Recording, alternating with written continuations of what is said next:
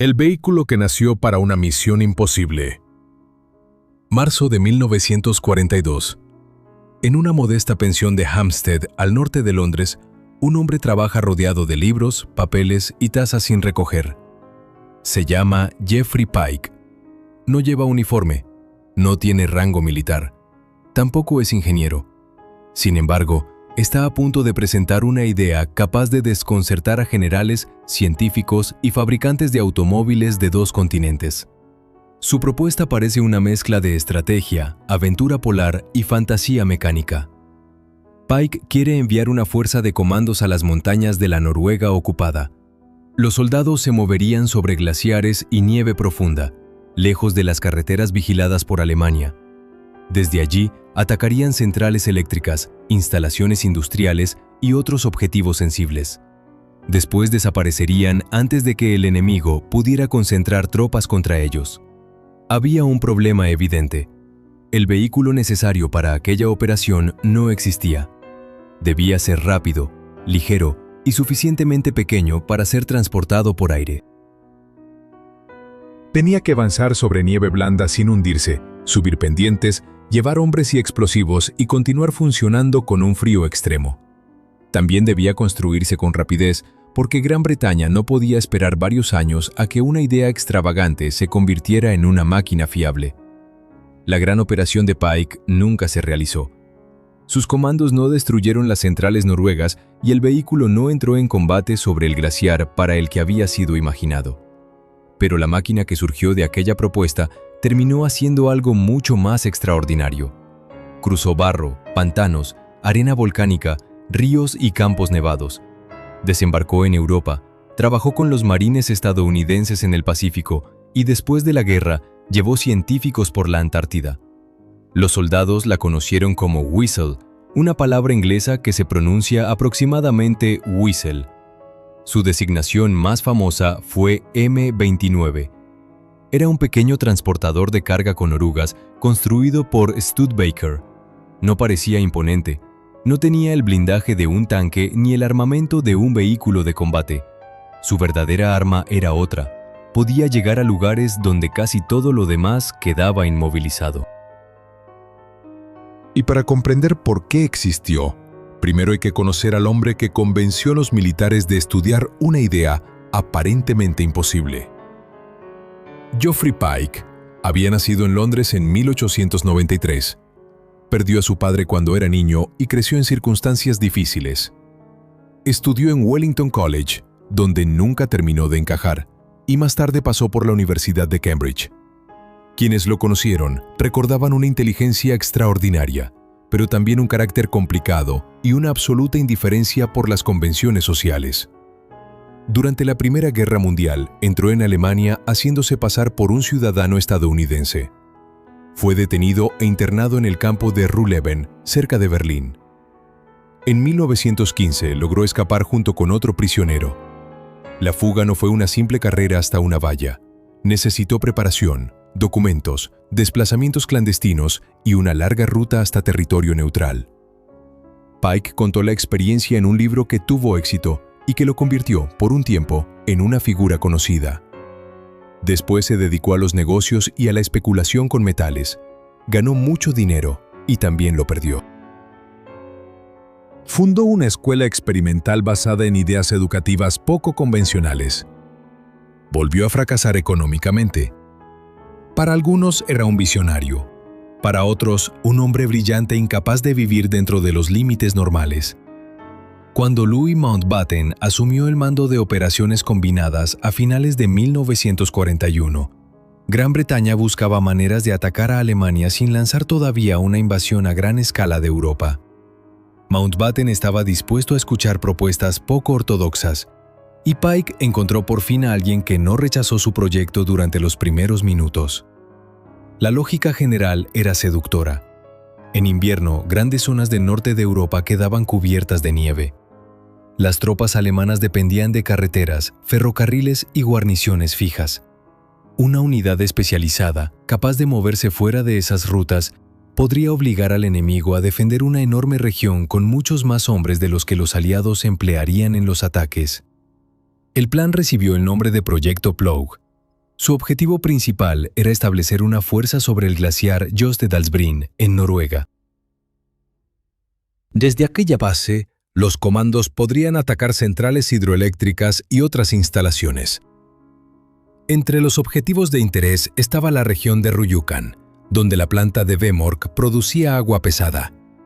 Ese material tenía importancia para la investigación nuclear alemana, aunque en aquel momento los aliados no conocían con precisión hasta dónde había llegado el programa científico del Tercer Reich.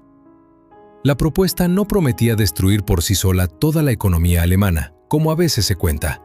Su ambición real ya era enorme: causar daños industriales, obligar a Alemania a dispersar tropas y demostrar que el invierno no tenía por qué proteger los territorios ocupados.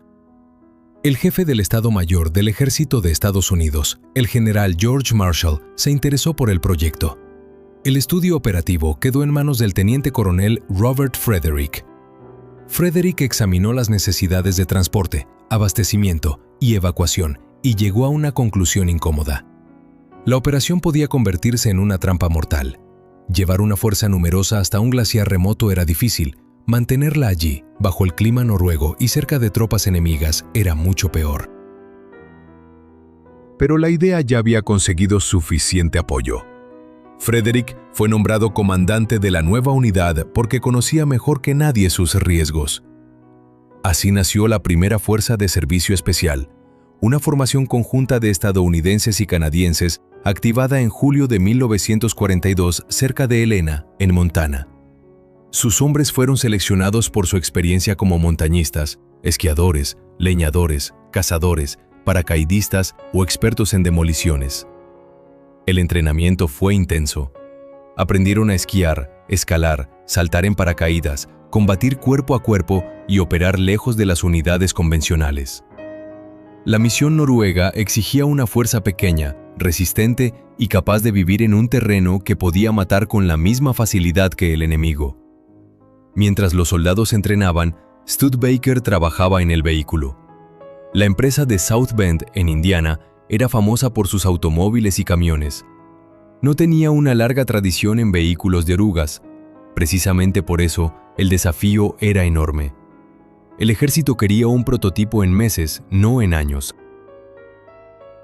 Studebaker aprovechó componentes que ya conocía, incluido un motor de 6 cilindros derivado del automóvil Champion, y construyó una máquina alrededor de una idea esencial: repartir el peso sobre una superficie muy grande. El primer modelo experimental fue el T-15, que después se relacionaría con la designación M28. Era pequeño, estrecho y rápido, pero presentaba limitaciones de capacidad, estabilidad y fiabilidad de las orugas. Las pruebas mostraron que el concepto funcionaba, aunque la máquina todavía necesitaba evolucionar. La siguiente versión, conocida durante su desarrollo como T-24, creció en longitud y anchura. Incorporó un tren de rodaje más elaborado, orugas más anchas y espacio para transportar carga o varios hombres. Esa evolución se convirtió en el transportador de carga M29. El motor de gasolina entregaba unos 70 caballos de potencia. La velocidad máxima en una buena carretera rondaba los 58 km por hora, aunque en servicio real dependía mucho del terreno y de la carga. El vehículo básico medía algo más de 3 metros de largo y alrededor de 1,5 metros de ancho. En vacío pesaba aproximadamente 1,3 toneladas. Podía llevar cerca de media tonelada de carga, además del conductor y los pasajeros según la configuración. No había volante. El conductor utilizaba palancas para controlar las orugas y cambiar la dirección. La conducción exigía práctica y los cables y bandas del sistema necesitaban ajustes. Tampoco era una máquina cómoda. El ruido, las vibraciones, la exposición al clima y el mantenimiento de las orugas recordaban constantemente que el Wisell había sido creado con urgencia. Pero su característica decisiva era la baja presión sobre el terreno. El peso se distribuía a lo largo de 2 orugas anchas. En la versión M29, la presión era inferior a 14 kilopascales, aproximadamente 1/5 parte de la que puede ejercer una persona de pie en una superficie pequeña. Aquella diferencia le permitía avanzar sobre nieve, barro y arena donde una rueda estrecha se hundía hasta perder tracción. No era magia y tampoco era invulnerable. Una oruga dañada podía inmovilizarlo. En agua agitada podía ser peligroso. El motor, los rodamientos y los cables exigían cuidados. Sin embargo, cuando el suelo era el enemigo, su pequeño tamaño y su ligereza se convertían en ventajas. El proyecto Plough fue cancelado en septiembre de 1942. Las dificultades logísticas y la falta de suficientes aviones adecuados hacían demasiado arriesgado llevar y mantener toda la fuerza en Noruega. La decisión no terminó con la primera fuerza de servicio especial. La unidad fue enviada primero a las Islas Aleutianas y luego al Mediterráneo. En febrero de 1943, un pequeño grupo de resistentes noruegos ejecutó la famosa operación Gunnerside en Vemork. Los saboteadores destruyeron equipos esenciales para la producción de agua pesada y escaparon. La instalación no desapareció por completo y los alemanes intentaron recuperar la producción, pero el golpe fue preciso y demostró que un grupo reducido podía alcanzar el objetivo sin desplegar un ejército entero sobre un glaciar. La fuerza de Frederick adquirió fama en Italia. En diciembre de 1943, escaló las laderas de Monte La Difensa y atacó por una ruta que los defensores consideraban extremadamente difícil. Más tarde combatió en Anzio y en el sur de Francia. Los alemanes la apodaron los Diablos Negros. Hay una ironía importante. A menudo se afirma que aquella unidad nunca empleó el vehículo creado para ella. Eso no es correcto. Fotografías y documentos del Ejército de Estados Unidos muestran transportadores T-24 con la fuerza en Italia, incluso cerca del río Rápido en enero de 1944. El Uisel no llevó a los comandos hasta un glaciar noruego, pero sí acompañó a algunos de los hombres para quienes había sido concebido. Para entonces, el ejército ya había comprendido que la máquina servía para mucho más que la nieve. En noviembre de 1943, el M-29 se convirtió en el modelo estándar. Después apareció el M-29C, conocido como Water Whistle. La letra C identificaba la versión mejor adaptada al agua. Llevaba compartimentos de flotación en la proa y la popa, 2 timones y otros cambios que aumentaban su longitud y mejoraban el control en ríos y zonas inundadas. El resultado no era una lancha de asalto para mar abierto. Su velocidad en el agua apenas superaba los 6 km por hora, y las olas podían entrar en el casco. Los informes de los marines señalaron más tarde que era muy valioso en tierra, pero poco marinero. Aún así, en ríos tranquilos, pantanos, arrozales y terrenos inundados, la capacidad de flotar abría posibilidades que el modelo original nunca había previsto. La producción total depende de si se cuentan por separado los primeros T-15, los T-24 y las versiones estandarizadas. Las cifras más consistentes para los modelos M-29 y M-29C suman algo más de 15.000 unidades. De ellas, más de 10.000 se fabricaron en la variante anfibia. Para una empresa que había comenzado sin experiencia en vehículos de orugas, era un resultado extraordinario. El 6 de junio de 1944, los Whistle llegaron a las playas de Normandía. No fueron protagonistas tan visibles como los carros de combate, las lanchas de desembarco o los grandes vehículos anfibios. Su trabajo era menos espectacular y por eso mismo indispensable. Transportaron radios, municiones, oficiales, ingenieros y heridos a través de playas y caminos donde la arena o el barro detenían a otros vehículos. El general Raymond Barton, comandante de la 4ª División de Infantería, desembarcó en Utah Beach a bordo de uno de estos transportadores. Lo llamaba su vehículo de nieve. No avanzó mucho antes de romper una oruga y atascarse en la arena. Ese episodio resume bien al Whistle. Su movilidad podía ser sorprendente, pero seguía siendo una máquina ligera sometida a un esfuerzo brutal. Cuando funcionaba, solucionaba problemas. Cuando una oruga fallaba, sus pasajeros continuaban a pie. Durante el avance por Francia, Bélgica, los Países Bajos y Alemania, el vehículo encontró el terreno para el que parecía haber sido creado sin saberlo. Caminos destruidos, bosques, campos saturados de lluvia y zonas deliberadamente inundadas. En la batalla del Escalda, los aliados necesitaban despejar los accesos al puerto de Amberes. El puerto había sido capturado casi intacto, pero no podía recibir el tráfico necesario mientras Alemania controlara las orillas del estuario. En Walcheren, los bombardeos aliados abrieron los diques e inundaron gran parte de la isla para limitar las defensas alemanas.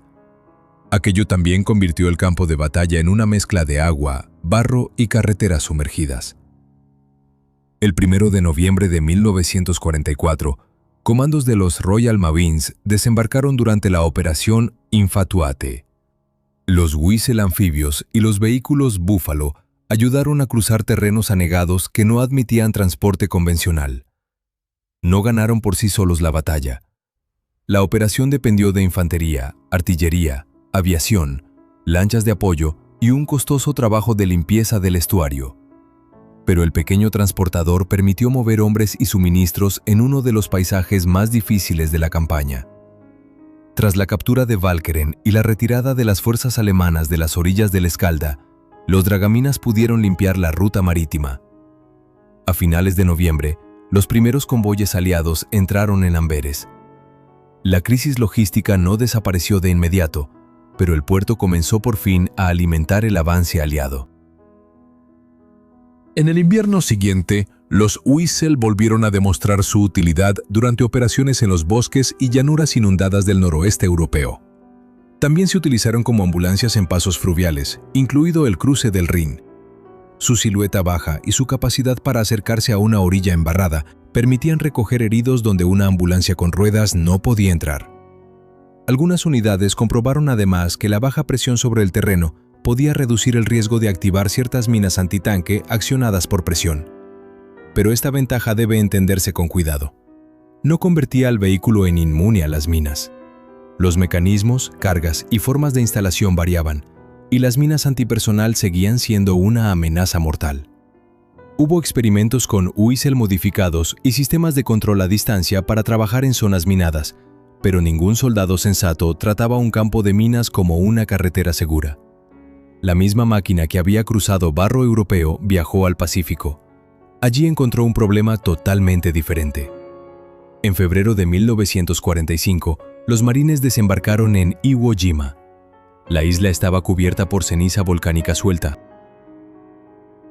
Las ruedas giraban sin encontrar apoyo, y los vehículos pesados removían la superficie hasta crear trampas aún más profundas. Los M-29C de las divisiones de marines transportaron agua, municiones, remolques y piezas ligeras. También ayudaron a evacuar heridos desde posiciones a las que los camiones no podían acercarse. Los informes posteriores a la batalla fueron claros. El Whistle era rápido y maniobrable en tierra y podía arrastrar cargas por zonas impracticables para vehículos de ruedas. También registraron sus defectos. Faltaban repuestos, las orugas necesitaban reparaciones y su comportamiento en el mar no era tan bueno como sugería la palabra anfibio.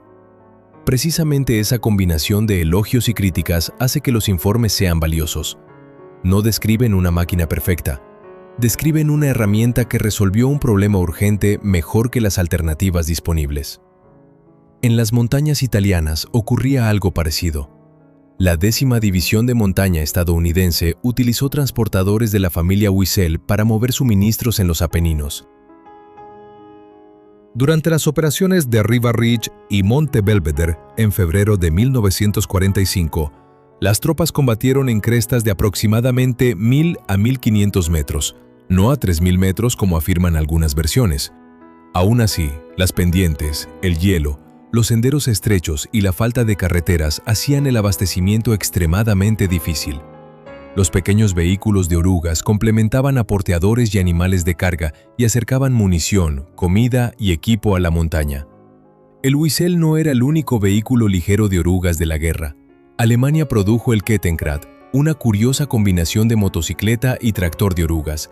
Era rápido y útil para tender cables, remolcar cargas ligeras y moverse por caminos estrechos, pero respondía a una necesidad diferente. El Kettenkrad privilegiaba la velocidad y la capacidad de remolque. El Whistle distribuía mejor su peso y ofrecía una plataforma abierta para carga, pasajeros, radios o camillas. Compararlos solo por velocidad oculta lo esencial. Eran soluciones distintas para problemas distintos. Cuando terminó la guerra, miles de Whistle todavía tenían vida útil. Algunos continuaron en servicio militar. Otros pasaron a estaciones de esquí, empresas forestales, Equipos de rescate y expediciones científicas. Entre 1946 y 1947, la Marina de Estados Unidos organizó la Operación High Jump en la Antártida. Fue una expedición enorme, con barcos, aviones y miles de participantes. Los Whistle sirvieron como transporte terrestre sobre el hielo cerca del Little America. Fotógrafos navales filmaron parte de la expedición desde aquellos vehículos. El material se convirtió en el documental The Secret Land, ganador del premio Oscar al mejor largometraje documental, correspondiente a 1948. En las décadas siguientes, expediciones francesas emplearon transportadores en 29 en Groenlandia y la Antártida. Los archivos polares conservan fotografías de estas máquinas trabajando en la base Dumont d'Urville durante los años 60. En ese entorno, el diseño nacido para un ataque militar finalmente cumplió la tarea original de avanzar sobre nieve y hielo, aunque ahora llevaba científicos, combustible y herramientas en lugar de comandos y explosivos. Francia también utilizó versiones anfibias en Indochina. En los deltas y arrozales recibieron apodos como Crabbe, que significa cangrejo. Algunas fueron armadas, pero su función principal seguía siendo la movilidad. Podían enlazar puestos, transportar tropas y cruzar zonas donde los camiones quedaban atrapados. Aquello demostró una vez más que la flotación y la baja presión sobre el terreno servían tanto en el frío polar como en el calor tropical. El Whistle prestó servicio durante la Guerra de Corea y también tuvo una segunda vida como vehículo de emergencia. En el invierno de 1949, una serie de tormentas paralizó enormes zonas de las grandes llanuras estadounidenses. Durante la operación Snowbound, el Ejército, la Guardia Nacional y otras agencias movilizaron maquinaria para abrir más de 180.000 kilómetros de carreteras y asistir a cientos de miles de personas aisladas. Los M-29 llevaron alimentos y suministros sobre una nieve que había dejado fuera de servicio a muchos vehículos convencionales. Aquella misión de rescate cerraba un círculo. La máquina creada para sabotear centrales en una guerra europea ahora llevaba comida a familias atrapadas por una tormenta. El ejército de Estados Unidos mantuvo el Whistle en inventario hasta finales de los años 50. Sus descendientes no fueron copias directas, pero la necesidad que había revelado siguió existiendo. Los ejércitos escandinavos buscaron nuevos transportadores capaces de repartir su peso, cruzar nieve y agua y llevar carga fuera de las carreteras. De esa búsqueda surgieron familias como los Bandvagn suecos. Décadas después, el Bandvagn 206 sirvió en numerosos países y también en las fuerzas estadounidenses. En agosto de 2022, el ejército de Estados Unidos seleccionó el Beowulf de BAE Systems para su programa de vehículo todoterreno para clima frío. El contrato inicial, valorado en hasta $278 millones, contemplaba vehículos, repuestos y apoyo. El Beowulf es mucho mayor, articulado y tecnológicamente incomparable con el Whistle, pero resuelve la misma pregunta fundamental: ¿cómo transportar personas y carga cuando las carreteras desaparecen bajo nieve, barro o agua? Por eso la historia del M-29 no es la historia de una máquina perfecta ni de un inventor que acertó en todos sus cálculos. Pike se equivocó en partes esenciales de su plan. Subestimó la dificultad de abastecer una fuerza en un glaciar ocupado. La operación nunca se realizó. El sabotaje de Vemork fue ejecutado por un pequeño equipo noruego con un método mucho más discreto. El vehículo evolucionó lejos de algunos de sus conceptos iniciales. Incluso la unidad creada para el proyecto terminó combatiendo sobre roca, barro y costas mediterráneas. Sin embargo, Pike identificó una necesidad real antes de que los ejércitos supieran explicarla con claridad. No hacía falta otro tanque. Hacía falta una plataforma ligera capaz de llevar lo necesario a través de un terreno que rechazaba ruedas y vehículos pesados. Studebaker convirtió esa intuición en una máquina útil. Los soldados descubrieron funciones que ningún memorándum había previsto. Los marines la adaptaron a la ceniza volcánica. Los ingenieros la emplearon en playas y zonas inundadas. Los médicos la transformaron en ambulancia. Los exploradores la llevaron al hielo antártico. Los equipos de rescate la usaron para alcanzar granjas aisladas. La misión original fracasó antes de comenzar, pero el vehículo sobrevivió porque no dependía de una sola misión. Y esa es la verdadera razón por la que el Weasel merece ser recordado. No fue famoso por su potencia de fuego, no ganó batallas por sí solo. Su importancia estaba en algo menos visible. Hacía posible que hombres, munición, alimentos y heridos siguieran moviéndose cuando el terreno parecía haber detenido la guerra. Si te gustan estas historias sobre máquinas militares poco conocidas y las ideas inesperadas que las hicieron posibles, puedes suscribirte al canal. Aquí seguiremos descubriendo vehículos que rara vez aparecen en los relatos más famosos. Todo comenzó con un proyecto que parecía absurdo, una unidad que nunca llegó a su objetivo original y una empresa de automóviles que tuvo que aprender a construir orugas a toda velocidad. El glaciar noruego nunca vio llegar a los comandos de Geoffrey Pike, pero la pequeña máquina creada para aquella invasión imposible terminó cruzando casi todos los tipos de terreno que una guerra y medio siglo de exploración pudieron poner delante de ella. El plan no sobrevivió. El Weasel sí.